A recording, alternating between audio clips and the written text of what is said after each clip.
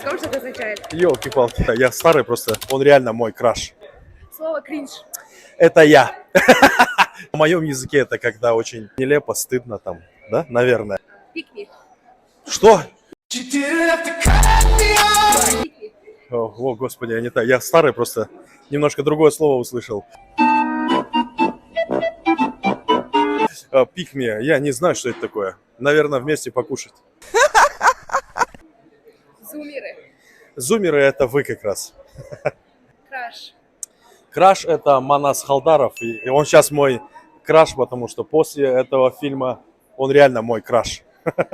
Вайб. Вайб, сейчас был очень крутой вайб.